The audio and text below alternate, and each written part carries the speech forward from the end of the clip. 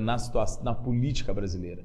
A corrupção, ela é endêmica no Brasil. E uma coisa, viu, gente? Uma coisa muito importante. Vamos parar com essa conversa fiada de que os políticos brasileiros são corruptos.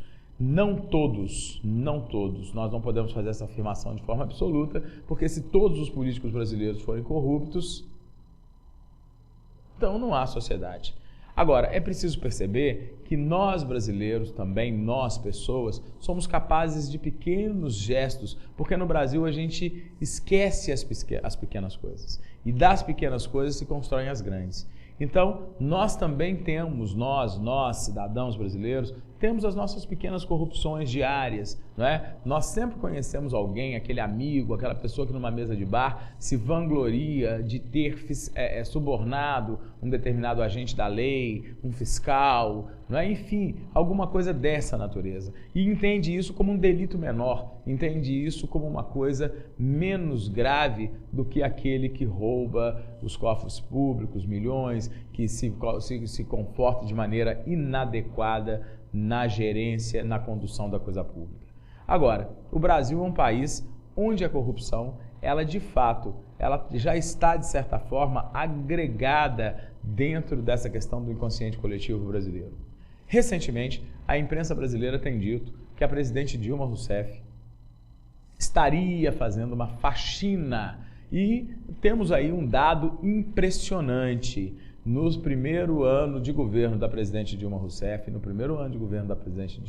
7 ministros caíram envolvidos em escândalos de corrupção. E quando eu digo envolvidos, gente, até porque nada foi provado contra tais pessoas, provado do ponto de vista, ninguém foi ainda pela justiça condenado, não é? Então você tem as acusações, as pessoas são inocentes até que se prove o contrário, não é? Isso aí é um princípio da Constituição, o senhor e a senhora sabem disso muito bem, melhor do que eu, porque estuda direito constitucional. Não se trata, pelo amor de Deus, de não fazer nenhuma defesa de nenhuma dessas pessoas que supostamente estão envolvidas em esquemas de corrupção. Infelizmente, conhecendo a estrutura política do Brasil como nós conhecemos, nós sabemos que é bem provável que alguma coisa tenha acontecido. Porém, é preciso entender que a presidente Dilma Rousseff não está a fazer nenhuma faxina. E por que não? Ela não está fazendo faxina nenhuma, gente, é claro que não. Essa imagem, por exemplo, vai nos mostrar quem? Essa imagem vai nos mostrar um senhor septuagenário, não é? Uma pessoa que merece todo o nosso respeito em função da sua longevidade, mas Sua Excelência, ex-ministro do Turismo, foi acusado de gastar dinheiro público de maneira não muito adequada em proveito próprio.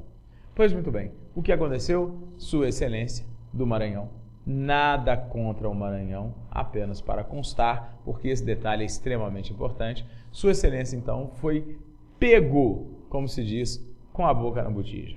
Uma vez que Sua Excelência foi pego, não é? Ali numa situação um tanto constrangedora do ponto de vista da relação privada com as coisas que são públicas, Sua Excelência foi obrigado a renunciar ao cargo. E aí o que aconteceu? Sempre ele. Ali nós temos o nosso presidente do Senado, o senador, ex-presidente da República, José Ribamar. Porque esse é o nome dele, senhoras e senhores. José Ribamar, vulgo José Sarney. José Sarney, ele, na verdade, o que ele está fazendo aqui nessa foto? Será que o pessoal aqui do Mérito errou? Será que o meu querido Tiago errou na edição das fotografias? Porque esse daí, gente, é o ex-ministro do Turismo. O nome, gente, o nome pouco importa, para lhe dizer a verdade, porque esse senhor lá do Maranhão, o que tem a ver com o presidente Sarney? Acho que o Tiago errou só porque os dois são maranhenses, ele botou essa foto aí do presidente Sarney. Não, gente, observe a charge. Observe a charge. Olha só isso, novo ministro. Aí você tem o ministério ali cercado, porque de repente, gente, pode cair isso na sua prova, uma análise de uma charge, né? E até mesmo numa prova de português, interpretação de texto, pode aparecer apenas isso aí para você fazer uma redação. Muito bem, fique atento a esse tipo de linguagem também, porque isso é muito importante para nós. Então, olha lá, fique tranquilo, o Ministério do Turismo cercado, como se fosse a propriedade de alguém. E é exatamente isso que está falando na charge. Fique tranquilo, Sarney, cuidarei direitinho de sua propriedade. Eu, aliás, gente, recomendo a você que assista um vídeo que está disponível no YouTube. É só você digitar Professor Paulo Sérgio, 3 poderes. E aí você vai poder presenciar e ver um pouquinho como é que funciona essa estrutura, essa relação entre os 3 poderes e como é que funciona esse jogo partidário no Brasil. O que acontece? A presidente Dilma tem o cargo, mas não tem o poder. Por que ela tem o cargo, mas não tem o poder? Porque eu, eleitor brasileiro, na hora de votar, resolvi votar na Dilma, sei lá por que motivo, talvez para manter a política econômica do presidente Lula, talvez para homenagear as mulheres tão capazes, né, tão extraordinárias na nossa vida e dar a ela a condição de ser a presidente da República. Sei lá o motivo pelo qual você, ou eu, ou ele, ou ela tenha votado ou não na presidente Dilma. O fato é que ela é presidente. E uma vez que ela é presidente, gente, demos a ela o cargo. Mas demos a ela o poder? Provavelmente, não, na verdade, nós não demos a ela o poder. Por que nós não demos a ela o poder? Vamos voltar aqui, por favor. Não demos a ela o poder, gente, porque ao votar na presidente do PT e ao votar no senador do PMDB, ao votar no outro senador do PSDB, ao votar no deputado federal do PF, dos democratas, o que eu fiz? Eu acabei pulverizando todas essas relações de poder. Então, veja só, eu citei democratas e citei PSDB para fazer uma análise de caso em relação à questão da presidente Dilma. Até porque nós sabemos que os democratas e o PSDB, no momento, são oposição ao governo da presidente Dilma. E por serem oposição, o que vai acontecer? A presidente Dilma tem o cargo, mas não tem o poder. Por que não? Porque toda vez que ela vai ao Congresso Nacional para que alguma dos seus projetos de lei se tornem lei, evidentemente que nós sabemos que, infelizmente, no Brasil, na maioria das vezes, o que prevalece não é o interesse da sociedade. Nós sabemos que, na maioria das vezes, o que prevalece é o embate dessas forças políticas na disputa pelo poder. A maioria dos partidos políticos no Brasil tem interesse de poder, eles têm projeto de poder, eles não têm projeto político, na verdade. Eles não têm projeto de Estado, eles têm projeto de poder. Mas, praticamente todos eles, sem poupar a ninguém, sem poupar ao PT, ao PSDB, para a gente não ficar numa questão meramente partidária. Então, para que você entenda, uma vez que o PMDB é o maior partido nacional, uma vez que o presidente José Sarney, presidente do Senado, tem o poder, a prerrogativa de decidir qual será o rito do Senado, qual será o projeto que será votado por primeiro, segundo, terceiro, enfim, nesse sentido, Dilma está onde? Dilma está na mão do presidente Sarney.